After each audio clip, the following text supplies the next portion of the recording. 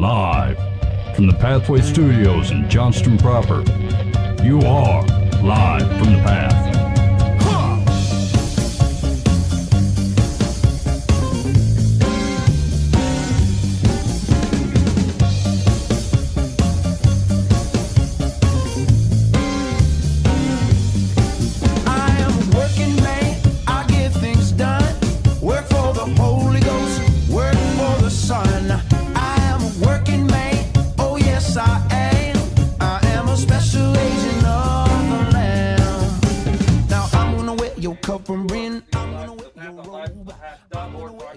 Every Monday night from 10 p.m. on. And so, prepare yourself if you're not already doing it. It's going to be a whiz-bang of a show. Here's the deal. Ben Foose, who normally runs the helm of this three-legged beast, happens to be out today because he got a new daughter. His daughter was born this morning around 9 or 10 o'clock. Yeah, woo! And so Ben's out today. And so, unfortunately, that means there is a steamboat full of bad spices from the Balkans, known as the show today, trying to make its way to a reasonable country. Yeah. And so we're gonna attempt to get this thing on the straight and narrow, and only how we know how to do it. And so I am going to produce some Dear Life from the Past, which I think is gonna be riveting and impressive to all. Buva, what do you have? Hey man, I have a question from the non-believer from a couple conversations I've had this week. Had some non-believers ask me about worship music because they were really confused about what worship is and how it goes down to the church and things like that. And the conversation I had, we'll see what you guys have to say about it from his question, and we'll see if you guys match up with what I said to him. So, question from the non-believer. Okay, that sounds like it's going to be whiz-bang. We also have some Secular versus Solomon, which is basically where we take some of the biblical wisdom versus some of the world wisdom. We're going to give you a proverb or a kitschy saying or a well-known verse or two, and you're going to have to tell me whether it's Secular or Solomon. And basically, we're kind of deciding whether we can recognize the Lord's wisdom when it shows up versus the world's wisdom. And so we're going to talk about that. And then what else we have? Dan, did you have some Pope-style advice? Well, it's not Pope-style. It's just I've been kind of struggling today through some scripture, trying to figure out the proper balance that we have as Christ followers between treating people with love and compassion versus the scriptural demand for obedience and truth. And where does that fall? How do you interact with the world? Well, that's a broad question. It is. That's why I struggled. I imagine we can get something out of that discussion. All right. How do you interact with the world from Dan? All right. Or with each other. I mean, this will be interesting. Spectrum topic we've ever had. Yeah. So how do you live? From Dan. All right. Before we get too far into the show, we're going to talk about our sponsor. The show is brought to you by the one and only Bob Eisenhower. If you want to check out the website at EisenhowerTeam.com, listen, we've used them personally. I have used them personally. The problem when you start looking to sell your house and dealing with a realtor in general is trying to decide who's going to best fit what exactly you have going. And, as far as I can tell, Bob is the absolute best in the business. We've had him on the show a couple times. He's just a genuinely nice guy. He's honest. He got my house sold and found me the new one, and he had it all taken care of and sewed up. And so I'd really recommend that you use the Eisenhower Team. So you want to go to EisenhowerTeam.com. They just really are the best dudes to work with. We're going to hit up the first segment of the show. Buva, let's talk about your from the non-believer. Mike, your mic's not working. Okay. Go ahead, Buva. Talk about the non-believer. What? Mike, Buva, grab this mic. Hey, I'd be happy to talk about it. So, all right, fair enough. So, within the last couple weeks, I've gotten a chance to run into some people who have had some questions. So I got a random call from a dude that said, hey, I want to meet out at a park. We need to talk. I got to talk to Jesus. And I'm like, okay, works for me. So we ended up talking a little bit.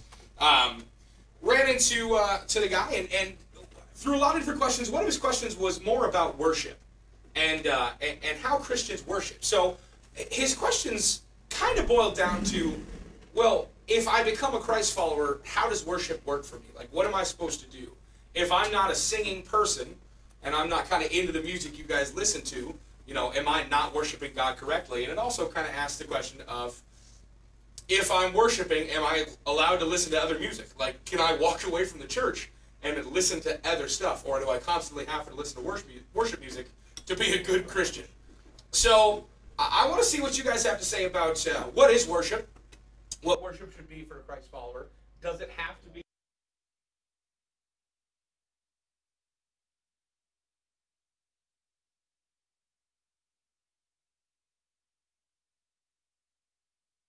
Other stuff. What do you guys think? What do you have to say about that? Questions from the non-believer. Oh boy, worship is one of those issues that the church has struggled with for, I don't know if struggle, that may be a strong word, but they have debated and disagreed with and had conversations about for centuries. You think back in the beginning, they sat in homes and sang psalms and spiritual songs. Ephesians talks about that. It doesn't tell us what it looked like, what it sounded like, what tunes they sang, what instruments they used. The Old Testament, you get every instrument under the sun mentioned, Psalm 150, names about everything you can think of. Right. It's just in my lifetime, I've seen churches strongly debate over should it be the hymns, which were highly debated when they came out, as being bar tunes at that time in their era, or do we do the modern drums and the worship bands and all of that, honestly, should be irrelevant. Okay. Worship is ascribing worth to God. It's the worship of Jesus. He's the audience. We're not. We make it all about ourselves and my style, my desire, my feel, my the whole thing. And that's totally wrong. And I'm number one guilty of that. Okay. So I got to say that up front. I've had interesting conversations with our worship pastor, and I'll say, hey, I'm the shallowest guy here when it comes to worship. I have certain things I like. Mm-hmm. And that's my problem, not God's, not the worship pastors by any means. So I can see that being confusing to someone who's not a follower of Christ. If they have overheard some of our conversations, it'd be like, well, what? That's an intriguing question. Well, what do I have to give up music? Can I listen to other music? What do I do? Fair enough. So let me ask you this. So that's defining what worship isn't. So what, to a non-believer, what would you say worship is? Well, it goes back to describing worth to God. Okay. That could be. It doesn't have to be like in song. It is your life. It is your life pouring your relationship to God, bringing worth to Him. It's the words I choose to say. It's the people I have relationship with. It's the way I walk my path with Jesus. Worship. Okay. Fair enough. Which doesn't answer his question because he's thinking music. Right, exactly. Yeah, he's exactly expanding his horizon. Exactly. That's what he's thinking. That's all worship is. It sounds like it's something that you sing or you play or you dance to, and that's worship in itself. And there's no other avenues to express that worship. And I think that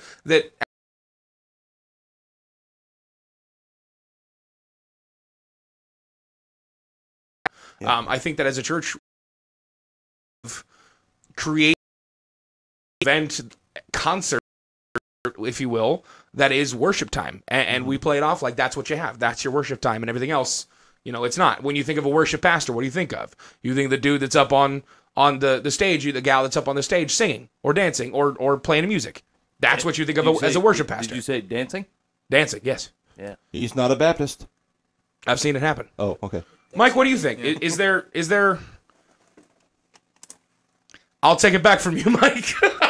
That's a good look, Mike. I appreciate that. Now, to answer his question, I would say no. He does not have to take away the music he's used to listening. He doesn't have to give everything up now if he wants to follow Christ. He doesn't have to only listen to church music. And it'd be interesting to know what is his definition of church music, because is he thinking of what he grew up with if he went to Sunday school as a kid, and or is he thinking of what he sees on TV, or some Monk CD, the Christmas CD? Is he thinking that's church music? Or, I mean, it'd be interesting to know what filter.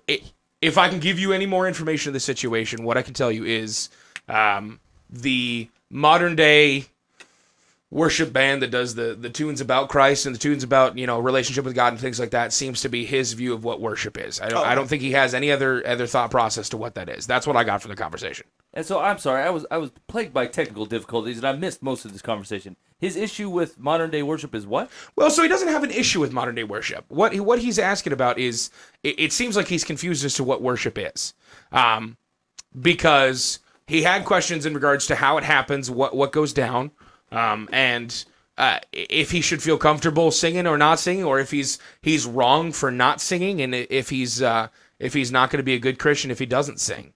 And doesn't Sometimes I like dance to and sit there doesn't and absorb the words. yeah, and doesn't involve himself in the event itself. And then I also asked the question of going further out into his regular life. Is he supposed to just stop listening to all other music, and he's supposed to listen to just nothing but worship music now? Oh man, no. Yeah, no. The answer is no to that. No, no. Here's it. Sometimes it's very unfair to pigeonhole people into that whole thing. Like there's a lot of people I know, and I actually.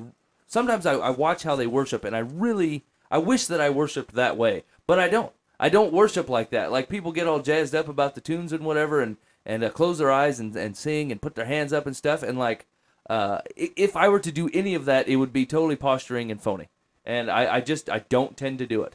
And but I mean, it's not like I feel less close to God because I have not participated in a Jeremy Camp style worship tune. Yeah. You know what I'm saying? It's just not how I throw down. And so obviously it's a realistic stumbling block for people, but it's completely unnecessary. I mean, without any more conversation needed, it is just unnecessary to feel like that you're going to run into a roadblock in your relationship with God because you don't worship through Sunday morning worship song. Right. Now, I would say this, is that if you can't find a way to connect with God and feel like you are worshiping apart from music, now we're talking about something that you probably have. There's some holes there. Like, yeah. there's a blindness there, and there's an aspect of God's relationship that I think you're probably really missing out on. But just to tie it to a guitar and a progressively slow followed by a progressively fast, followed by some kind of missional tune at the end. Yeah. I mean, you, sir, have gone through the evangelism programming stamp, and you have come out the other end and not amending yourself to the stamp. And I think that's okay. I don't think that's that big of a deal. All right. Herrick? Fair enough. It's such a narrow view of worship that the church will often give to the people participating in it. Yeah, it's valid, but it's certainly not the only type of worship. In its broadest view that I've ever come up with, worship is when you're paying attention to something and saying, hey, this is important. This is valuable. This is worth my attention. This is worth me participating in a thing. And to, go throughout life, there are going to be elements that, we need to pay attention to. But ultimately, God needs to be at that top of that list, that everything should be filtering through, that gives life meaning, that everything needs to be understood through Him. And so our attention needs to always be on God in terms of, how we're going about life. And by paying attention to God and incorporating Him into our decisions, into our thoughts, into here's what I'm doing with my day, here is how I'm living life, we're worshiping Him. The Bible uses two different words for worship. One of them is a service, liturgeo, and the other one is to bow down face to the floor, and that's proskuneo. When you sit prostrate, that's what they would do before someone who is dignified, someone who's revered, and that's your way of saying, hey, you, O King, are worthy. You're more important than I. And you can do that. You don't have to do that with actions. You can do that simply with your mind, with what you're doing, just as you go through your life and you recognize that God is worthy. He is important. That's kind of that proskuneo. It doesn't have to be a posture thing. The other one, the liturgeo, that's where you serve. That's where you, by your actions, by your choices, by the work that you're doing, you're recognizing the importance of God with your hands. Ironically, music has nothing to do with either of those, but they can be incorporated into that. Through music, you can show how God is worthy, and it's probably closer to that bowing down part. But we have such a small view, and it's such a big thing. It's just saying, hey, God's important. Yeah. Okay. So it sounds like we kind of had the general same answer to the guy, because I kind of had the same conversation of we have as a society and from what outsiders can see, we have pigeonholed what worship should be. We have made it to be the singing and the playing of music and things like that. Like we have made that if someone were to come into church and they'd never been before, if we were to ascribe what worship is, it'd be the songs. You know, without any further conversation, that is what they would get from that. And so we had that conversation, and I explained a little bit more about, you know, hey, that's not just what worshiping is. It's legitimately, it's ascribing worth to God. It's being in reference to the fact that He is stronger than we are, and He deserves more respect than we do, and He is above us. And then going into the conversation of, hey, you know, if I'm going to be a Christ follower, do I now have to listen to nothing but worship music? I told him I think that sounds about pointless. Especially if you currently don't worship through worship music. Listening to worship music is just like putting in on your iPod a bunch of music you don't like, and then sitting there and listening to it thinking you're going to be doing something good out of it. That happened to me in the 80s. You just put a bunch of Christian music on your iPod in the 80s? Your iPod in the 80s? Yeah. Hey, man, we're learning new things about Mike Fuss we didn't know before. Yeah, I did all kinds of stuff in the 80s. None of your business. Did Mike invent the iPod? I didn't know this. Digging on the Michael W. Smith? Is that what was going on? And I can't remember where I heard it from, but what I told the guy, and I don't know if this was anything that was of worth, but it felt quippy from me, and I felt pretty good about it. And of course, that sounds like something I would say. But I kind of talked to him from the perspective of, I asked him if he's a big fan of the Star Spangled Banner, and he said, well, I mean, yeah. And I said, okay, so you listen to that song and you know that there's some reverence behind that, and you know that there's some important tones, but I mean, you know, patriotism behind that and love of country behind that. And he goes, yeah. And I said, and when you hear it, you are respectful to the song, right? And he goes, yeah, of course. And I said, okay, is that on any of your playlists? And he kind of looked at me. He said, well, no. I said, is that in any of your CDs that you burn for your car? Like, do you ever like listen to that leisurely? And he goes, well, no. And I said, do you think that's a problem? Are you disrespecting the country by not having that on your MP3 player? And he goes, well, no, I guess not. And I said, okay, well, then that's not an issue. And I don't think the issue is that you have to sit around and listen to worship music all the time to respect God and love on God. I think that you can do that in your worship time, whatever that may end up being for you, and don't feel bad if you listen to other things. And that kind of explained it to him a little bit more, and he was able to kind of step back from that and understand where I was coming from. So I think we generally came to the same answer, so I like it, guys. And you know what's interesting is the more you are in relationship with Jesus and the more you're in tune with Him, there's a good possibility some of the playlist will change, depending on what you're listening to now. Or stay the same. Yeah. It could. Or you may just find several of Christ's themes in songs that weren't previously labeled Christian. Yeah. I've had that happen way more. Yeah. I've had tunes that I did not, they were not designed to be worship tunes, but I listened to them after getting to know Christ, and I thought, heck yeah. I totally think this is Jesus. I don't care what he thinks he's talking about. I think he's talking about Jesus. Yeah. So that's cool. All right. Questions answered from the non-believer. I like it. Thanks, guys. For America's fastest growing game show. Really? Are we going to take over after that one, huh? Or Solomon?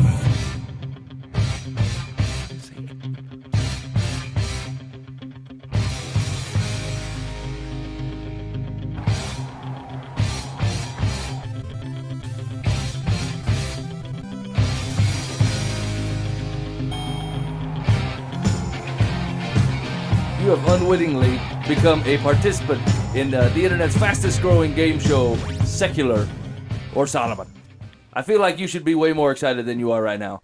Hey, I'm excited. Yay. Woo! 2 Dans. I'm really excited. I don't know if I buy it. That's good.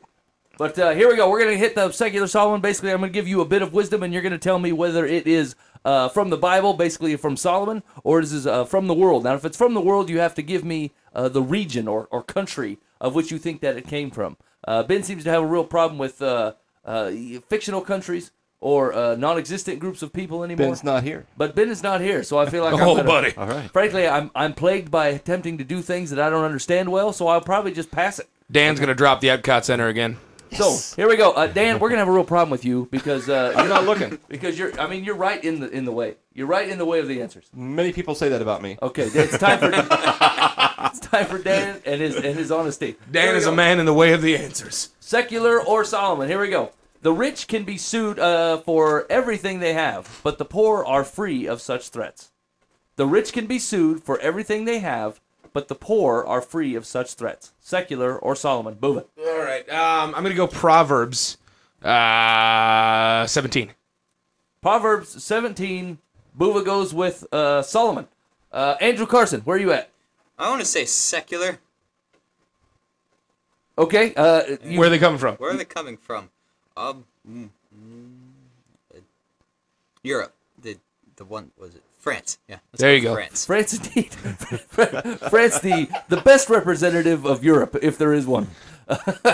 Dave Herrick, secular or Solomon, the rich can be sued for everything they have, but the poor are free of such threats. I'm going to try secular Italy. Dave also goes around the European area with Italy, dominating the wisdom nowadays. Dan Hudson. Yeah, I'm. It sounds Solomon-esque, but I am going secular and Guatemala all the way. Guatemala not known for its rich, but the threats will be their Nobody way. sues anyone Or there. their lawsuits, apparently. The rich can be sued for everything they have, but the poor are free of such threats. Solomon is indeed the answer. Yes. No specific verse given. Oh, all right. In the broad breadth of Solomon knowledge, you should know the verse. Yes. Next up on secular or Solomon. So that was a point for Bova? Yeah, Buva got a solid point. All right. Yeah.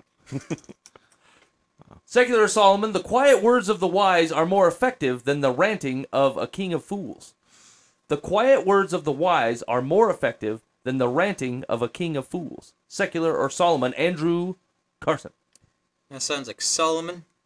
So I'm supposed to give the chapter as well. You don't have to. I just do No, that. chapter's unnecessary, just so Alright, you can well, recognize Solomon wisdom. Andrew, Sounds like a thing. Andrew Carson goes with legit Bible action. Dave Herrick. I feel like anytime they're talking about wisdom, it's got to be Solomon. So that's where I'm going to land. Solomon. Wisdom is only acknowledged when fools are also present. If you will notice, when Solomon brings up wisdom, he generally has to say that you can only recognize the wise if there's also a fool in the room. Yeah, he does do the flop quite a bit. So a wise man by himself is unrecognizable as wise. Speaking of, Dan Hudson. He's just a normal dude. What? Dan Hudson, the quiet words of the wise are more effective than the ranting of a king of fools. Secular Solomon. I would rant, but I think I'll say Solomon. Solomon Nice. is Buva.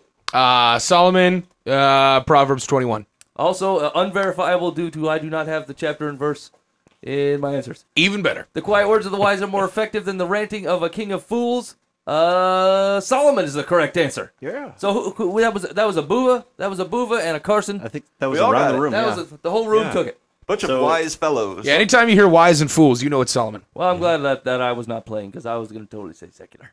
Well, I'm sorry. Were you going to start a side commentary, or yeah, but I decided to give it up. you just like to fill the silence? I'm pretty sure that's in Solomon.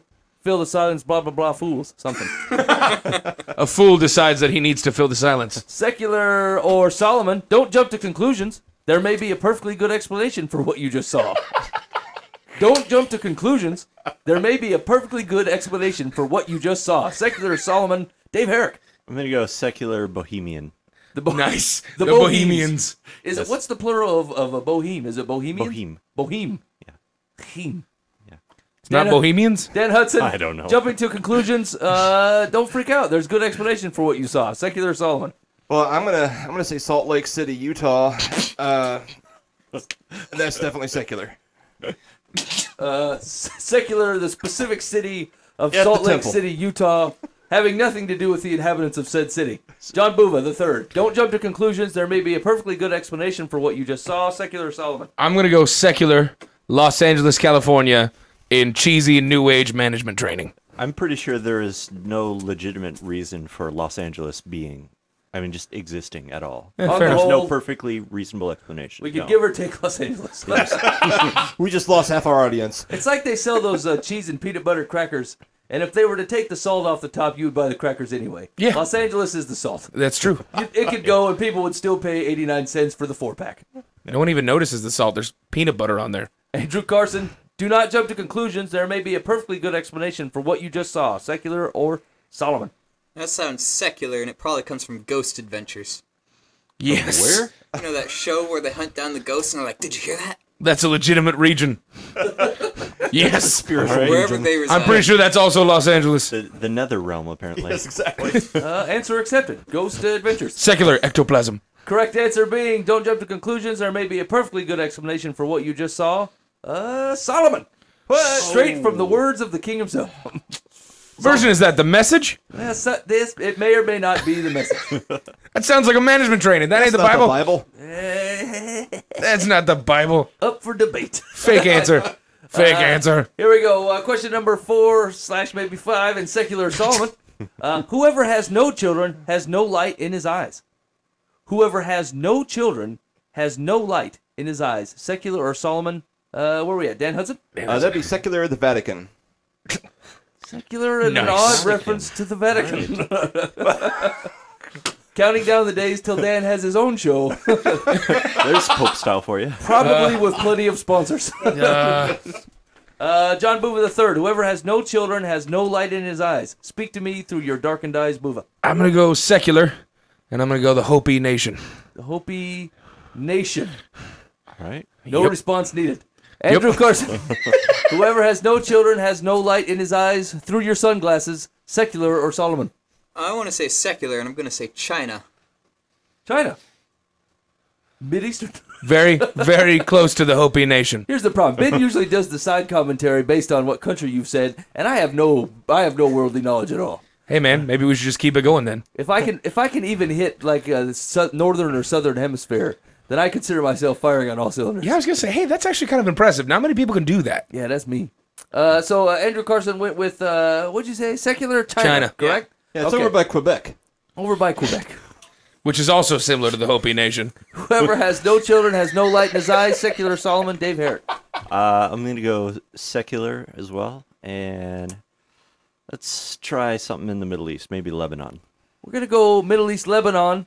The correct answer, whoever has no children has no light in his eyes, is indeed secular. And ring the big bell, boys, because it's Persia/Iraq, which would be dead donkeys in the middle of the Mideast, as Dave Herrick has called it. It's where the Hopi Nation migrated from. The Hopi Nation is not known in that part of the country. They are.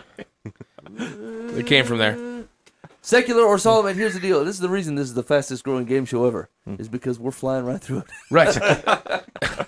Befriend an outlaw and become an enemy to yourself. When the victims cry out, you'll be included in their curses if you're a coward to their cause in court. Wow.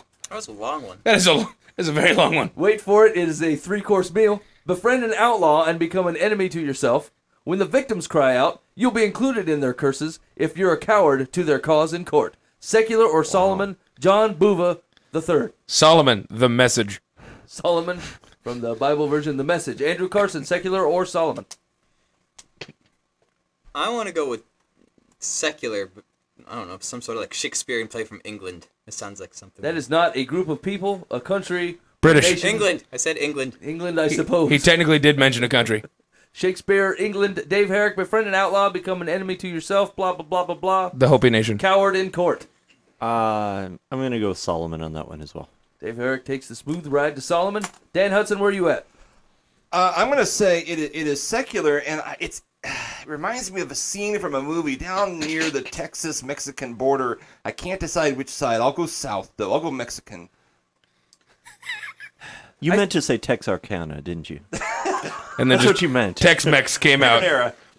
Dan had tacos for dinner. Tex-Mex. I did. Yes. I think I will answer this one. Befriend an outlaw and become an enemy to yourself. When the victims cry out, you'll be included in their curses, if you're a coward, to their cause in court. I will go with Solomon, which is indeed the right answer. Yes. The Message. Texarkana. You guys are behaving poorly because Ben's not here. We are. Pretty much, yeah. You're answering outrageous things that I have no defense against. It's great. It's kind of We're what just I keeping do. you on your This toes. is actually my favorite part of Secular versus Solomon so far. Your responses. Holy cats. Here we go. Question number 7 or 8. I've lost track. Children act in the village as they have learned at home. Children act in the village as they have learned at home. And if you are a friend of Minecraft, it is going... Secular or Solomon, Andrew Carson. Yeah, we're the reason this show's going downhill. Well, I'm gonna say secular, and it's gonna be Native American. Hopi Nation. Dave Herrick. Children act in the village as they have learned at home. I'm going to go with Solomon. Dave Herrick goes with the solid Solomon, which I will not mock with the Minecraft voice. Dan Hudson. It is clearly a secular from Hillary Clinton's Hope, Arkansas. Yes. I can't be in charge of Dan. Dan's getting his own show. I think he needs no mocking. He does it himself. Done deal. Dan has painted a caricature of himself. Hey, she wrote the book. And it is indeed honest. Boo, did I get your answer already? Nope. And it's secular, the Hopi Nation. The Hopi Nation has never been correct, nor will it be today. Children act in the village as they have learned at home. Secular, Sweden. That is very close to the Hopi Nation. The neutral country of Sweden has no opinion on anything except for a fact, as if children act in the village as they have learned at home. I think you're thinking about Switzerland. Yeah, that's the same to me. Okay. I know nothing of this world. Thank you for saying it, Eric. I love that. I was planning on letting him go without it. People like to use the phrase "in this world, but not of it." I'm the only one that lives it. The Swedes and the Swiss, very similar in Mike's eyes. I am literally oblivious to anything that goes on outside of me. Some people call that selfish. I call it glorious and happy. You're in the middle of the internet's fastest growing game show, Secular or Solomon, and I'm fairly certain we're rounding this thing down. Let's see what we got here. Here we go. Burial is the way to honor the dead. Burial is the way to honor the dead of fools. Secular or Solomon? Don't throw that in there. Did you just add fools on your own? That's not your business. He did. Secular or Solomon, Dave Harris. Fools may or may not be in there. Secular, and let's go with Egypt. Secular Egypt, Dan Hudson. Wow, I'm going secular. I'm just trying to figure out where would they talk about that? Transylvania? No, I'm not going to go there. Certainly Transylvania. No, That is not where they they don't bury the bury dead. people there. I'm going to go... Boy, I'm having a real hard time. I'll just say Cuba for no reason. I'm shocked beyond belief that you said Cuba. Shocked. John Bowman III, burial is the way to honor the dead. Secular or Solomon? Secular, Jordan. Andrew Carson, burial is the way to honor the dead. Secular or King Solomon? I'm gonna go with secular, but Israel. Israel. Oh, I feel very confident in your answer. Wisdom other than Solomon from Israel. Well, What? Burial is the way to honor the dead. That is indeed secular. The region of the Middle East. So I believe Israel will qualify. We're going to give that Jordan point is to Andrew also Carson. part of that. Jordan is, I feel like, not the right answer. It just tickled me funny. Whatever. I'm not exactly sure where Jordan is. It's in the Middle East. Yeah, It's I don't across know. the river. It's across the river from Israel. Once again, I don't know that for a fact, so I can't give out a point. I'm sorry. Likewise, Did the Egypt. man who just confused Switzerland and Sweden call me out on the geographical thing? Yeah, here's the deal, Boova. I'm not saying it's not the right answer. I'm just saying I'm not sure. I don't know why you've become so indignant. I was trying to come up with the name of the submarine in the 40 Leagues Under the Sea. Absolutely, you were. It's like, In fact, I would have Nautilus? placed Nautilus. $5 Yeah, it's that the that was Nautilus. going to happen. The Nautilus. what is it? The Nautilus. Nautilus. Okay, Yeah. I thought it was an N. I was like, yeah, okay, anyway. Here we go. You were going to say secular, the Because you would want Nautilus? to bury someone. That would be honoring. All right, Mike, what's the next one? Holy cats. We're gonna call this a 10. Here we go. Question number 10. Whoever gets this right wins the game. If there's a tie, I will decide probably against Boova. Not surprised by there, Mike. Go ahead. Secular or Solomon, slowness to anger makes for deep understanding. A quick-tempered person stockpiles stupidity. Slowness to anger makes for deep understanding. A quick-tempered person stockpiles stupidity. Secular or Solomon? We're going to start with Andrew Carson. I want to go with Solomon this time. Solomon. Excellent answer. I think he just won the game there. Dave, It's Solomon. Dave Herrick, Solomon. Dan Hudson. See, I want to go with Trump because of the keyword stupid, but I'm going to go with Solomon. Boo. Solomon, Proverbs 16. Slowness to anger makes for deep understanding. A quick-tempered person stockpiles stupidity. It is indeed Solomon. I believe the winner of the game is going to be Andrew Carson. Andrew Yeah. Carson, congratulations. Well done, Andrew. You've I done- wasn't saying Trump is stupid. I'm saying he's calling everybody stupid, by the way, just to clarify before we get letters. I don't even think it matters, Dan. I It don't probably even think doesn't, it but I matters. wanted to... Hey, man, we lost every viewer 3 minutes ago. We're good. All right. I think we're probably fine. I played the tune again, but it's unnecessary. I think you got the gist. I of think we the can thing. sing it.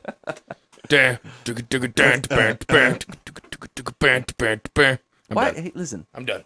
you guys. I'm done. You know, forget it. Dan said we could sing it. I latched on. I'm sorry. Go, Mike. This is not the time for you to act poorly. You know, Biz is watching the show. I led and him he- astray. You and I both know that I've been acting poorly the last 5 years. Here we go. Basically, we're going to fill the rest of the show with advice giving. And it scares me to death, to be honest with you. It gives me a pain in my stomach to even think about what's going to happen That is as not this goes on. Hey, Dan thought didn't Dan have something? No. It was too broad. He didn't like it. I'm almost certain he didn't. First he pulled it out of me, then he said it was stupid. You know, I've changed my mind, Dan. I mentioned that with you. You had some kind of struggle you were going through. That I'm very interested in. I was not willing to even share. I was gonna say we got to let him do that first, just in case we need to redeem it with advice. Pretty sure it's not going to be necessary. But Dan, hit us with your pearl of wisdom. No, I have no wisdom. That's my point. I was kind of struggling through this today. I'm looking ahead for scripture and stuff, and thinking about how Jesus calls us to love people and to love God. You know, the great commandment. Love your neighbor as yourself, and so forth. And I'm like, okay, so we throw that word around so much. You hear it everywhere from believers and non-believers. Aren't you supposed to love? You know, I mean, just whether they understand the concept or not. And I'm thinking of, okay, you got Jesus going up to the woman caught in adultery, and everybody wants to stone her, and he basically forgives her. Says at the same time says, go and sin no more. I don't have the ability to just go around forgiving people, right? So I can't do the Jesus side there. We're called to address people with compassion and with grace. You know, at the same time, we balance that with there is truth, and we're called to obedience. And it's like, how do you truly love someone? Do you love someone by accepting them while they're sitting in a burning house, saying, you know, well, gosh, I can't tell them their house is on fire because that might hurt their feelings. I'm just saying, how do you put flesh on this? How do you help the homeless? Are you truly loving someone? Like, say you're helping a homeless person, and at the same time in your heart you're thinking, man, just get a job. You're doing an action, but has your heart followed? This is the stuff I'm kind of working through, right? If I may, I have something similar, I guess, but so at work. Come closer. At work, I have a gay coworker, and like he gives me crap for being. He knows I'm a Christian, because that's like. And so he gives me crap for that kind of stuff all the time. Like, I'll do something like, aren't you supposed to be the holy man? Where's your holiness, holy man?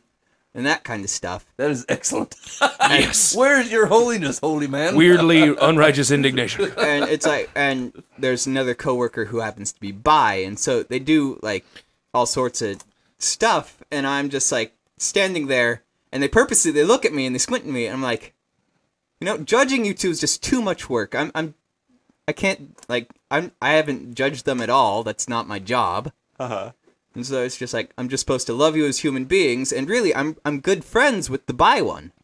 Sure. And, well, I mean, here's the truth of the matter is like, to Dan's example, you know, what do you do with someone sitting in a burning house on fire? But the truth of the matter is, most of them don't recognize the fire.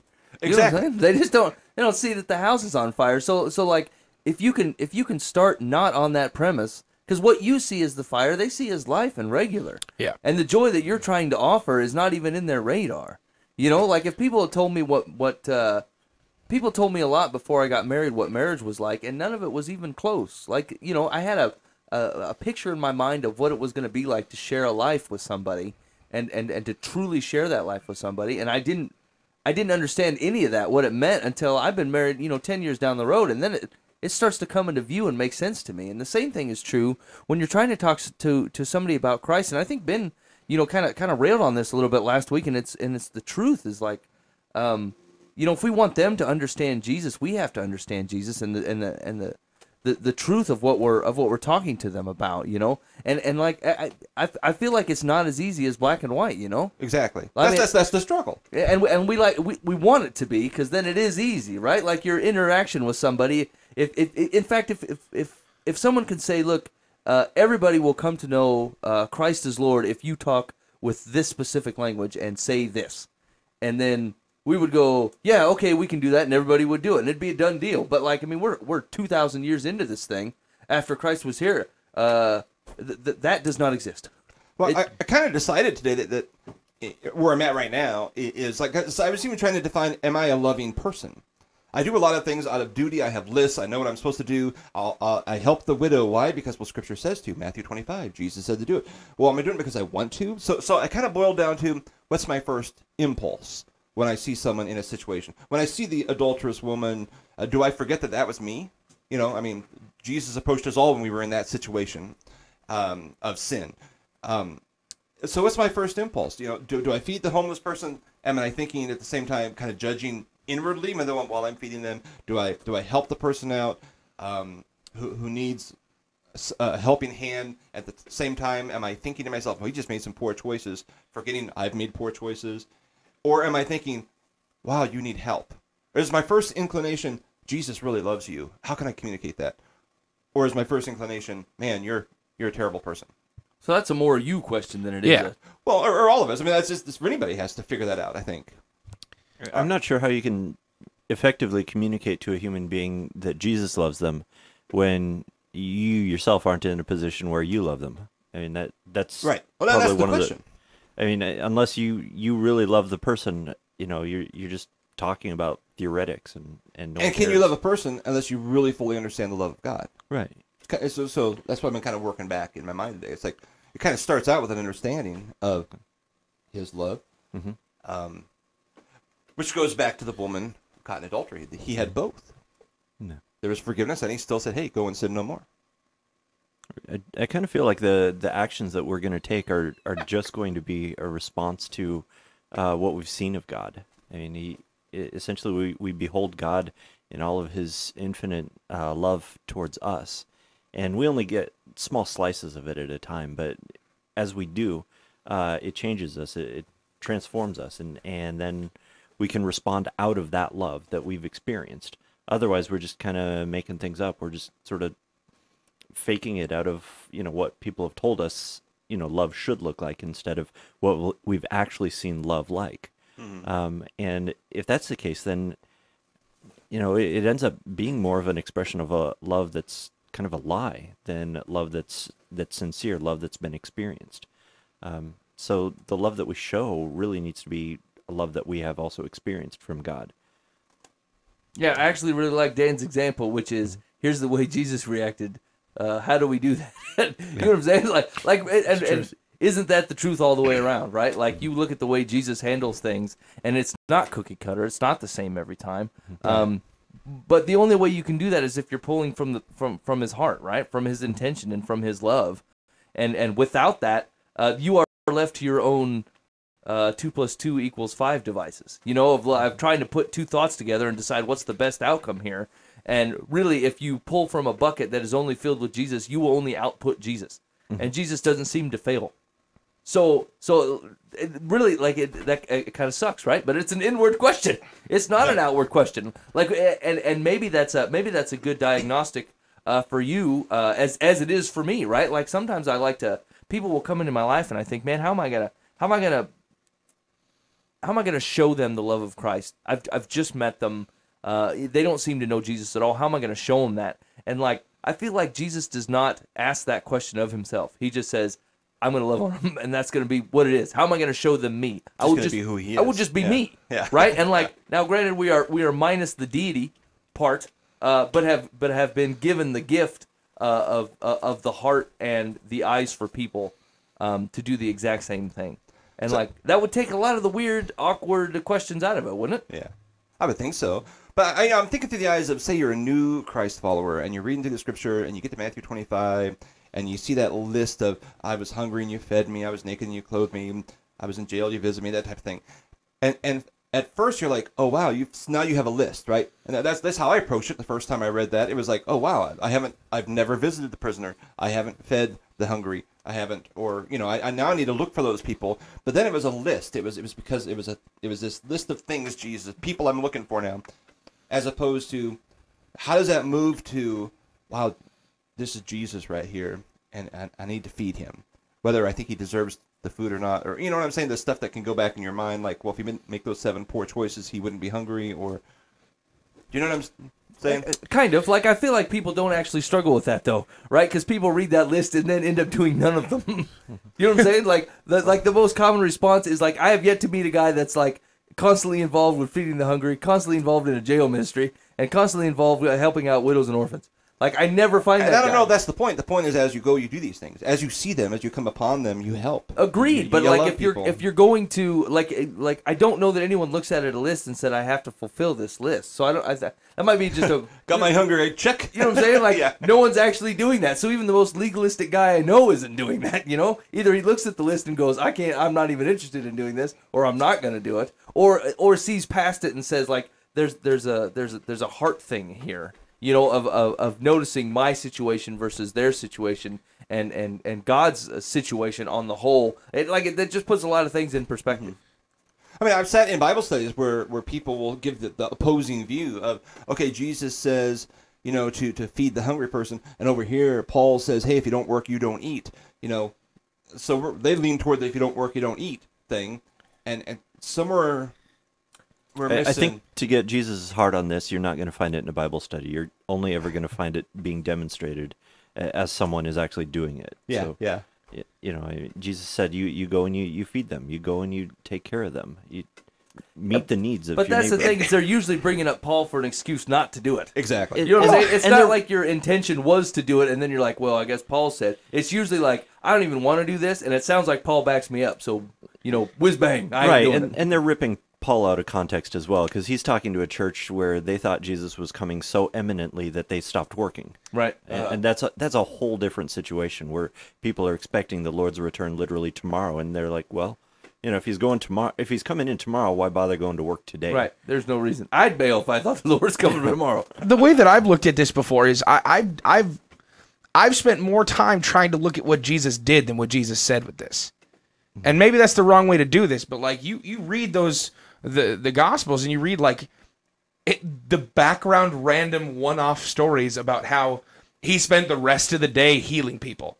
Like you've got this crazy thing that he spoke about, and he talks about, and he has this deal where he was really breaking down parts of the kingdom, and then you've got Peter or John or Luke or Matthew or Mark talking about, oh, and then the rest of the day he was healing people, and then he was feeding people, and then all this different stuff. And I'm just like, well, yeah, Jesus said some stuff, but also from his example, like as he was walking places, like legitimately wherever he went, he was doing something for somewhere else. There's compassion. And not even, those stories aren't broken down. And then Jesus healed a bunch of people. Oh, and by the way, he spoke to every single one of them about how to live in the kingdom. It's legitimately just saying, and then he fed people. His heart and was then he broken spent time over with them society and that- healed people. We're sheep without a shepherd. You know, rather than holding signs saying God hates you, he was like weeping for them. Yeah, he was taking care of people, and then when setting up his kingdom and setting up what his church was supposed to do, we have so many things that we're supposed to go out, and it's literally not just things that we're doing something from the perspective of evangelism. We're doing things from the perspective of taking care of the physical needs of his people. Yeah. We are actually a physical representation of his kingdom, taking care of people in this earth that aren't currently being taken care of. I think one of the issues that we have when we approach this is we don't see ourselves on the other side of this table.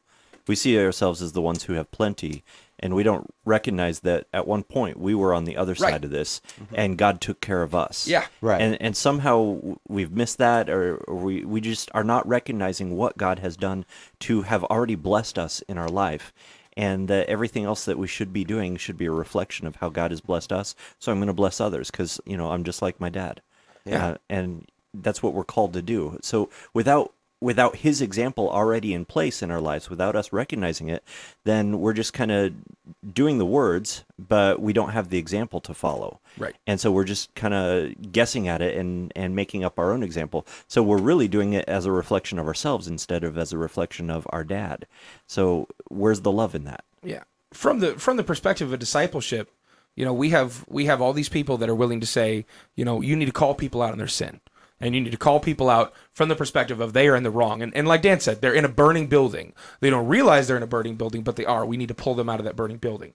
But do you think you're going to be able to get them out of the burning building faster by just telling them that they're in a burning building, or actually making them realize that they're in it? And I don't think that we make people realize that they're living in sin and things like that just by calling it out. You know, what's a stronger perspective? Is a stronger perspective walking up to someone and going, hey, you're living in sin, and there's a God that loves you out there that wants you to stay away from this. Homeless person to get a job, you know, someone living in sin, whatever. Or is the better perspective walking up to them, caring about them, and not trying to play it off like you have an agenda on it, but just legitimately taking care of their needs. And then when they ask, hey, why are you doing this? You say, I got a God that loves you, and I'm representing him. You know, you are hungry. I'm here to feed you because my God loves you, and I'm here on his behalf. You've got clothes that you need, and I brought them to you. And then you ask me, why did I bring you those clothes? And I'm going to say to you, because there's a God that created you, that calls me to do this, and I love you because he loves you.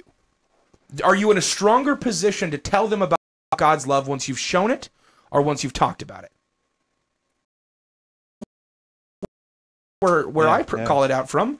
You're in a position to show someone God's love by actually showing them. The Bible is great once you're a believer. Right. I don't think walking up to someone who doesn't currently believe in the laws of my God and going to them and saying, hey, you're going against the laws of my God, they're going to go, great, I'm glad you read a book once. There's plenty more at the library. That's what they're going to say to you. Right. Whereas I go to them and say, hey, I'm not even going to talk to you about this book for a second. Let me just love on you and show you that there's things out there that you need, and I want to help you with that. Whether that be giving you a shirt or whether that be helping you with counseling, not just from the perspective of, hey, God loves you, but from the perspective of, I love you.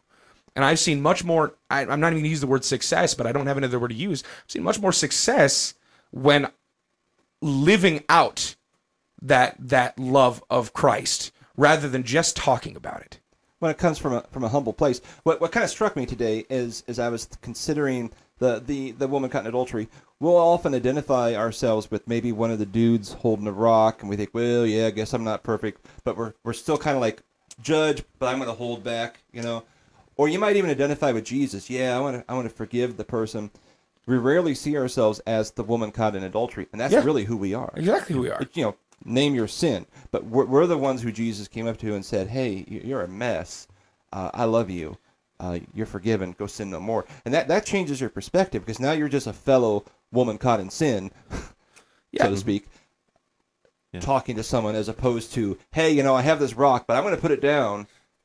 By the way, your house is on fire. You know, I mean, it's just it comes from a different place. Yeah. If you're reading from the Bible from the perspective of you're the one who's in the right, you're most of the time going to be wrong, because you're never the one in the right in the story. We can't call ourselves to be the one who's the observer that just watches something from a we're the good one perspective. You know, it always seems like the calling out of sin it just tends to be reserved for people that know God and would know the difference. And like if you can live your life in that perspective, to know that like God's laws really don't mean anything if God is not your king, right? Like who cares if I'm breaking the laws of the kingdom of, say, Jordan? I don't care. I don't live in Jordan. It has no bother to me. They don't allow you to walk a zebra down the street, and I'm doing it in the middle of Iowa. Well, they're not going to come jail me from Jordan. Right. So like if I don't live there, I don't care. Same thing is true for the kingdom of God. If they don't know who Jesus is, if they don't acknowledge him as king, then they don't care. They don't care if they're breaking their laws, and so your explanation of sin is unnecessary. Now, I don't know. There's been some folks that had no idea that they were sinning against God, and they found the fact that they were sinning against God a very interesting conversation when I had it with them. But they still didn't care, right? They did find it interesting, but they still didn't care because Jesus was still not king to them, and so it still didn't change anything. So really, like they have to meet the king. They have to know who the king is, and they have to know why he's king in the first place. He's not just king just because he terrorized the joint. He's king because people love to serve him, and he created the kingdom, and he continues to be king for that reason. And so, I don't know. That's a really good point. I mean, you're essentially, if you're taking that posture to people, then you're introducing God primarily as he's your enemy. Yeah. And that's the first quality that they know about God, is he apparently stands against whatever it is that you are for. Yeah, he's instead of off at you. Yeah, and he's powerful. Don't oppose him. That's our plague. Yeah, that is not his fundamental characteristic. No. I mean, certainly that's the variable in the equation. That's what we're trying to change, is we want them to be on God's side instead of being his enemy. Sure, that's the issue, but that's not fundamental to who he is. His primary quality is he loves you. I mean, that's never going to change. There's nothing you can do to change that God loves you deeply and passionately. So, and it's actually a king perspective that they don't understand, because like our view of a king is not reserved strength, which is what God exhibits. Like Christ exhibits reserved strength. He could literally do what he wants when he wants to do it, and there'll be a day when you see it. What we want to have happen is when he decides that it's time, that his kingdom is going to run like he intended it to run. That you're standing in the castle, and that's what we're bringing forth. But like, that's just, I feel like that's not a conversation that you're going to have with someone that you just met who does not know Jesus, right? That they don't care the end game of the kingdom. They don't even understand. It's Game of Thrones type crap you're trying to convince them of. You know what I'm saying? Stuff that the American culture does not understand whatsoever, and like it just seems like nothing but a very odd conversation. And so, the hardest part, the thing that I struggle most when doing stuff like this is because I try to think. I try to look at the world from their perspective, and I always do it in a perspective of arrogance. I always do it in a perspective they don't see like I see. What I see is correct. What they see is wrong. Which these are all facts, really. I mean, as far as I'm concerned, they're true. Otherwise, I wouldn't try to convince them to worship the God that I worship, because if I didn't carry the way, I wouldn't even talk to them about it, you know. And so, but I always throw a tinge of arrogance in there, like, you should have known by now, you know. And like that is absolutely not the best way to get that done, right? Like, you have to love them on top of wanting to bring them the truth, because like we talked about a month or so ago, if you're bringing truth without love, you're bringing lies. That is not the way God operates. God does not do truth without love. He does truth and love as a package. And so if you're attempting to get that done without one of those components, then you, sir, are telling lies. Well, and are you talking to them because you want a notch in your belt, or because you're just being obedient to Jesus, or are you talking to them because you love them? That changes everything too. So now, so what do you do if you don't love them? Do you just not talk to them? That's a heart problem. Yeah, It is. Yeah, obedience and love should be the same thing. Oh. There shouldn't be any difference between the two things there. There shouldn't be a distinction between being obedient to Jesus and loving on people, because those both go hand in hand. Let me ask you a question. Do you love this show, Bubba? Okay, let's see how this goes. Yes. Did you accept a friend request from someone on Facebook in the middle of the show? Yeah, I did. I've learned all I need to know. You're listening to Life from the Path on lifefromthepath.org. Here's the deal. You really need to know a guy. You know what I'm saying? Like, there's certain things that you think you know about a person, and then you realize that they're basically doing something else when they're supposed to be paying attention to the show. So you should be very disappointed in John Boover III. Hey, man, didn't you check the Facebook to see that I added someone? No, someone sent me a message to tell me that you did it. Interesting. Yeah. I think that's all I needed to know. I just needed to know the information. It doesn't matter exactly how it came to me. Fair Anyway, you're listening to Life from the Path on lifefromthepath.org. We do have more coming in the podcast.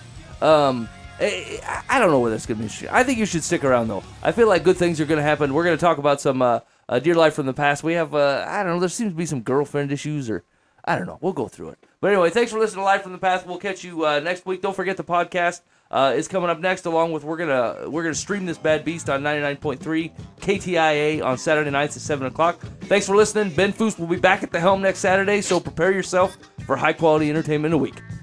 Good night.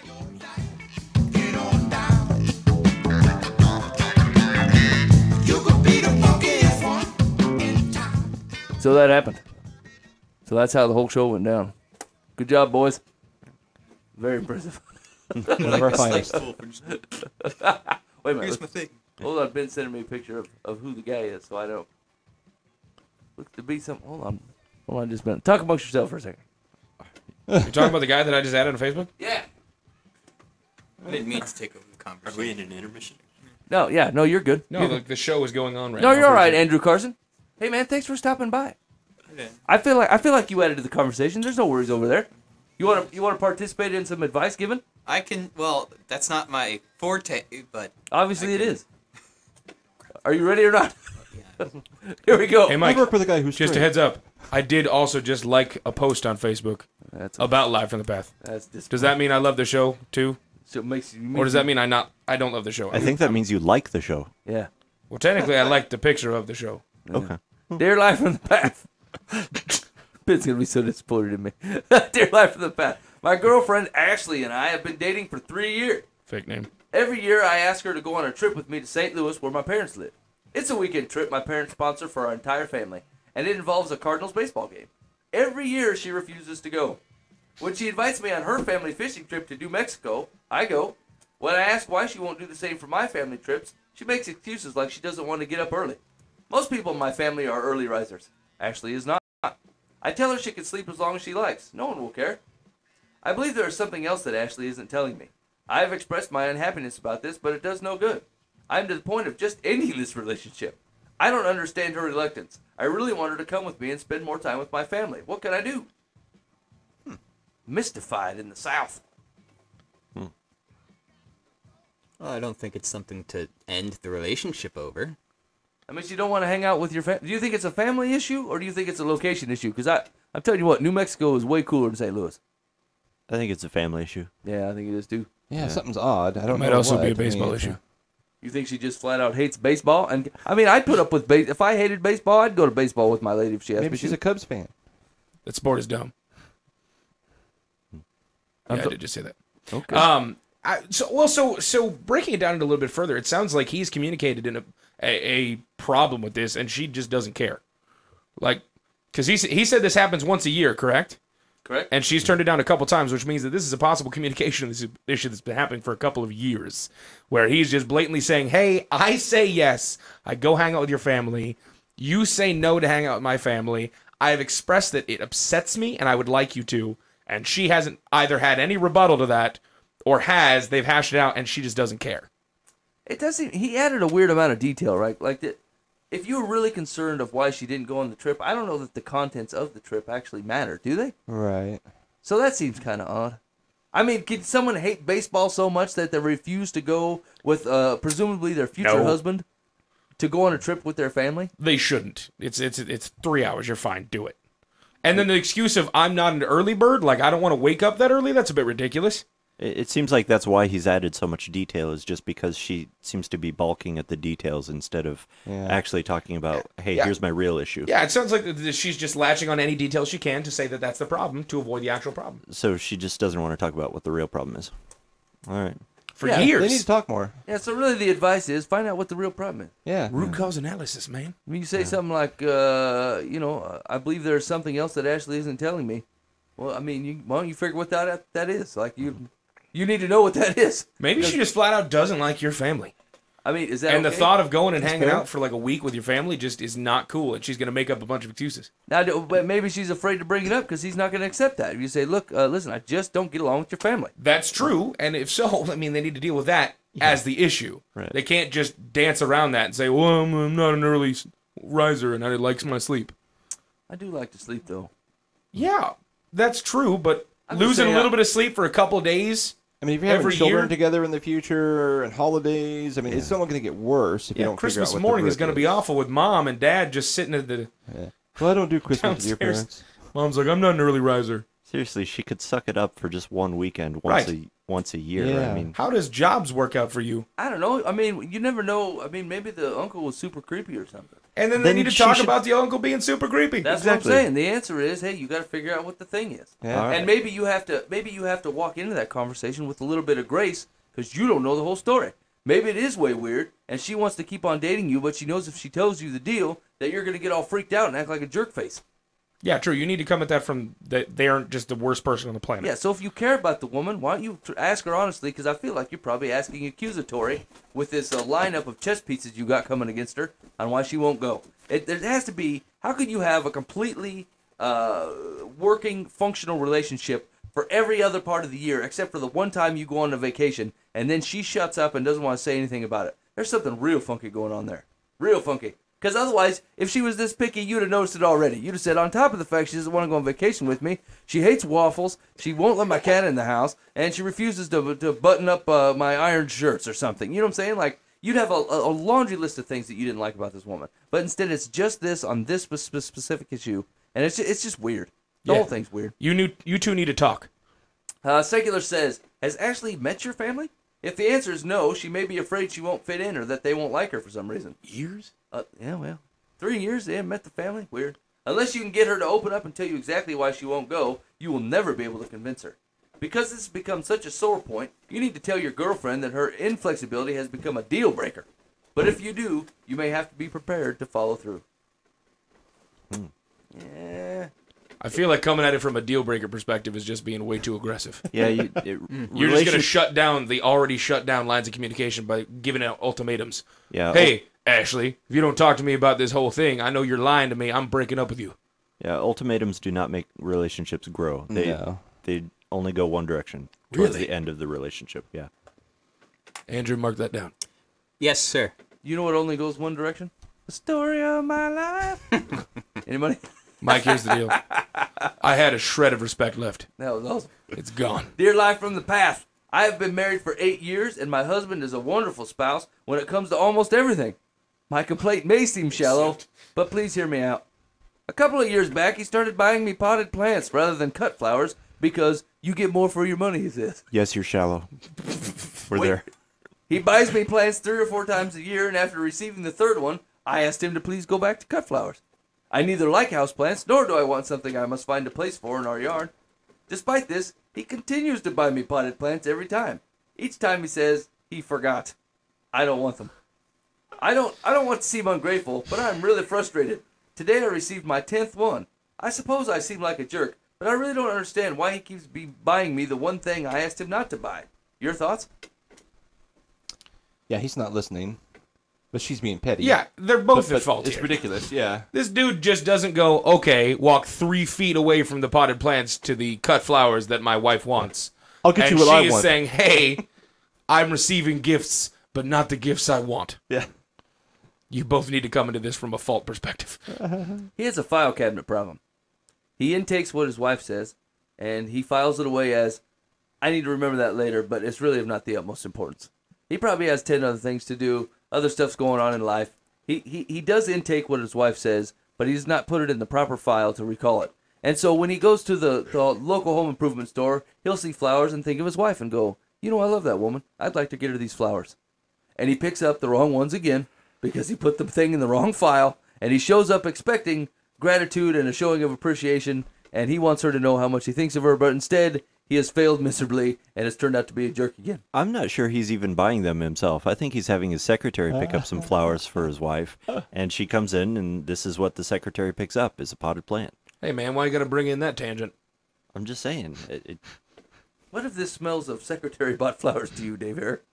Just Do you think the secretary's trying to break up the marriage, too, by bringing potted I plants? think it's just the lack of thought and the fact that it's so systematic.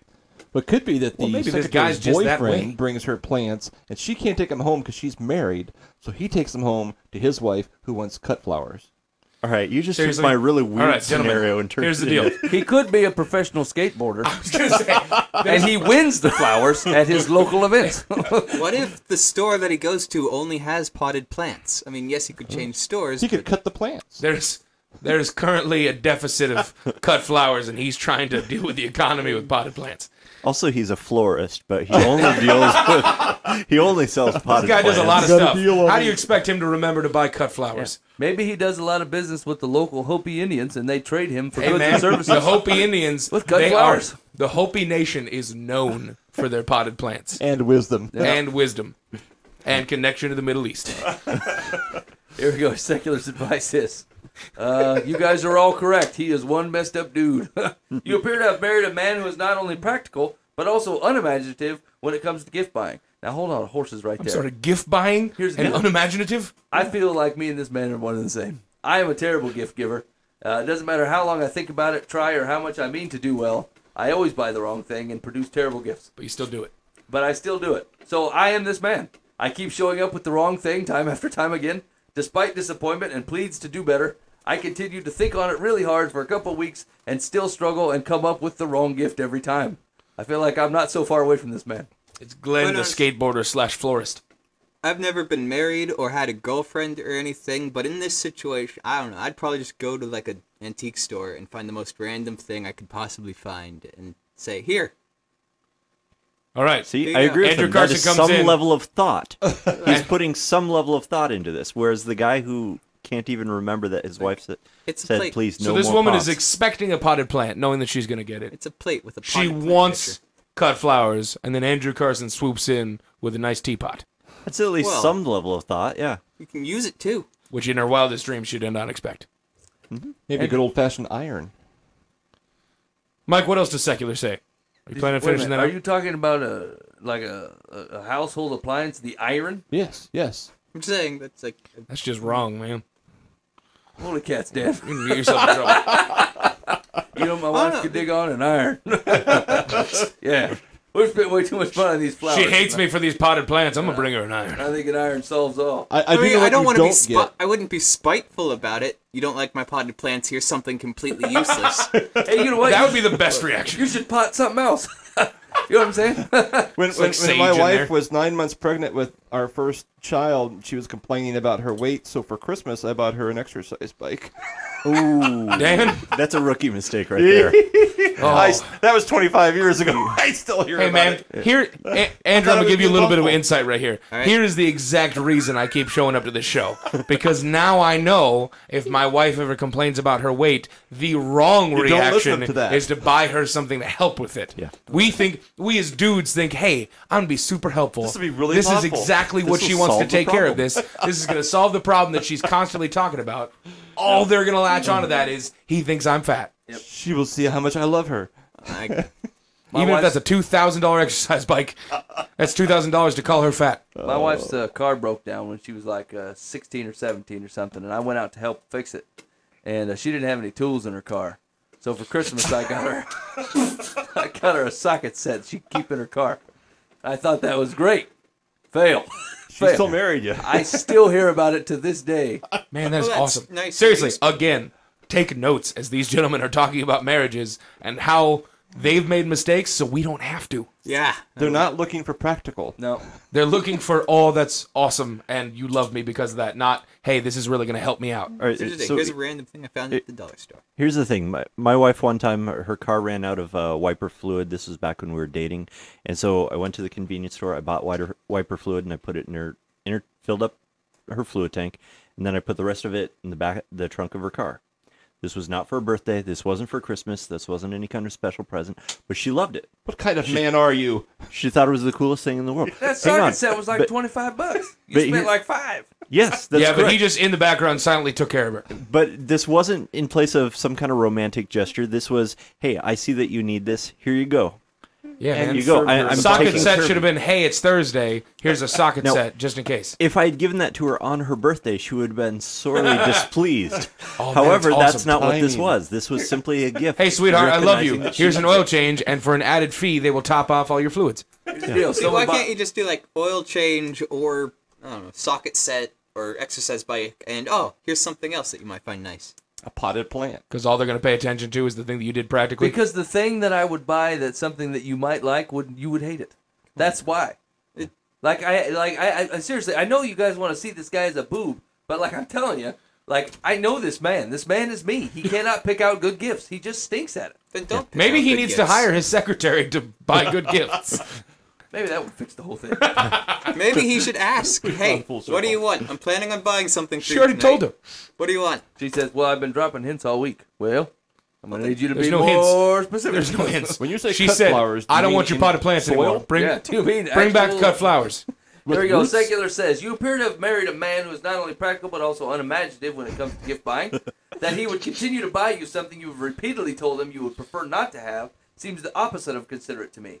On the other hand, many women would be glad that their spouse remembered any special occasion. There we go. Suggestion. The next time it happens, put him in charge of watering, replanting, and caring for the plant, and things may change. That's true. Thank you very much for buying me this car. Now go clean it out for me. Go change the tires. Go do things. That seems kind of harsh, right? That also sounds like something you would do. I would never do that. I would never do that. That's terrible, Boo, that you even said something like that. Here we go. We got one more.